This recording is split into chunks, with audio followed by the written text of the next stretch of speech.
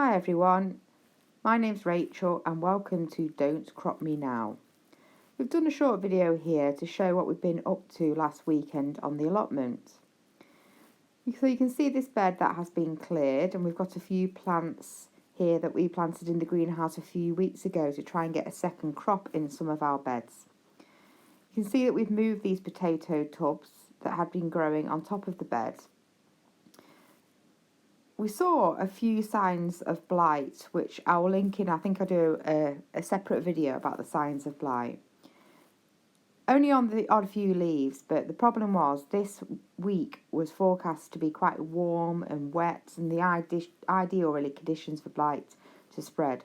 So what we've done is we've cut all the tops of the potato plant, the haulms, down to about a few inches in each pot. These are second early potatoes, so you can treat them like your main crop potatoes. By chopping the tops off, it just allows the potato skins to dry out and then they will store. Not as long as your main crop, but really we've been eating them right through to probably even early May. So we've got a few more potatoes here. You can see where I've chopped the tops off the plants. I'll leave these for a couple of weeks.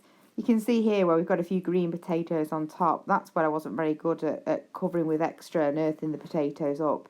So I'll give a reminder myself next time to make sure I do that properly.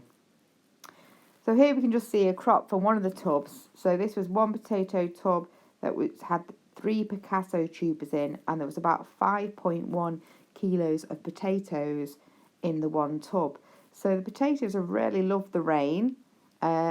We've got a separate video where we talk about how we grow potatoes in tubs, so have a look at that and let me know what you think.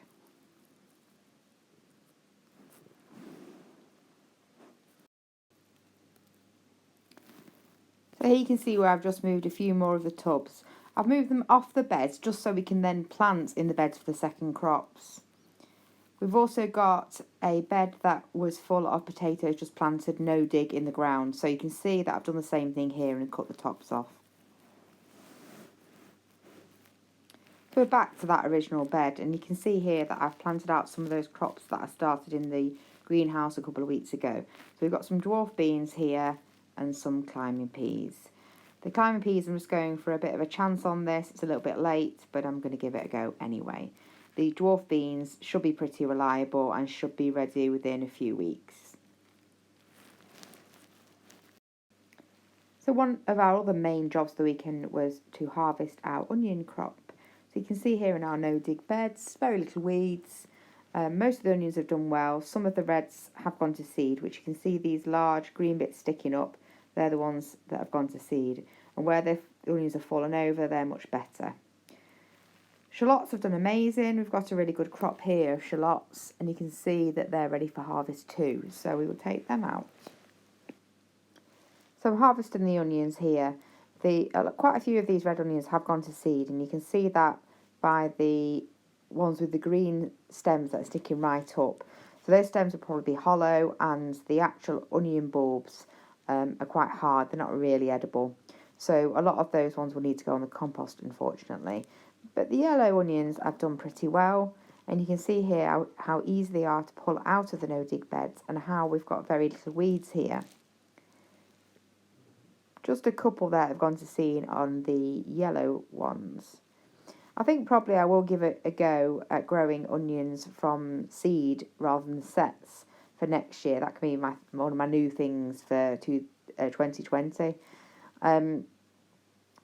I've never tried that before, just because you have to start them so early in about December, whereas if you go from sets, you can start from March onwards, so it's a little bit easier really, it's less hassle. But thinking about the fact that a lot of these red onions have just gone to seed, maybe I should try that. The shallots have done really well. You can see here, these are from sets as well, just planted in March. Quite a lot, and some of them are of some reasonable size. We've got a few small ones, but most of them are pretty good. Again, these will dry and probably keep through even to May next year. So we keep our onions for storage in our garage.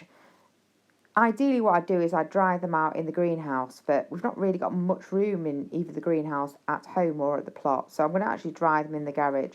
So you can see here that I've put them on the floor in the garage. I'll let them dry for a couple of weeks, and then I will string them up and let them dry a little bit further for storage. So hopefully they will keep through till spring like that. As long as they're in a cool, dark place, they do usually store pretty well. So I'm quite happy with that harvest overall, quite pleasing. I thought I'd just show you this picture. It's a painted lady butterfly. I was reading on a Spring Watch from the BBC about how these, quite a few different types of butterflies, but particularly painted ladies, have got a really high increase this year, and it's like a 10-year cycle. You get this mass increase of these butterflies, and we've seen loads of these at the plot this year, which is really pleasing. We do like, obviously, our local wildlife, but we also have a lot of cats on the plot, and I do love cats, so I thought I showed you this one.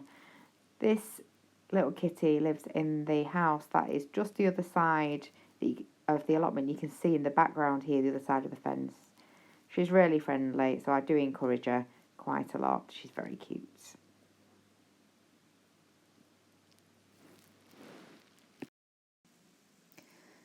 So I just thought I'd show you a bit of our other crops. We've been picking this beetroot for a while. We've actually got 3 lots of beetroot grown in succession.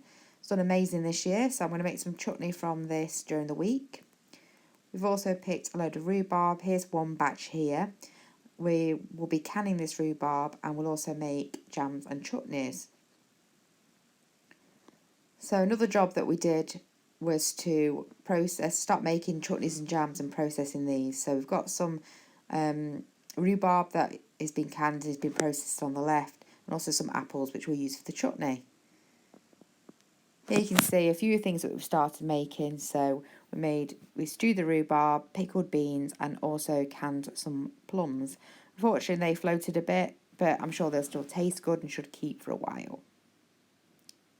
Thanks for listening.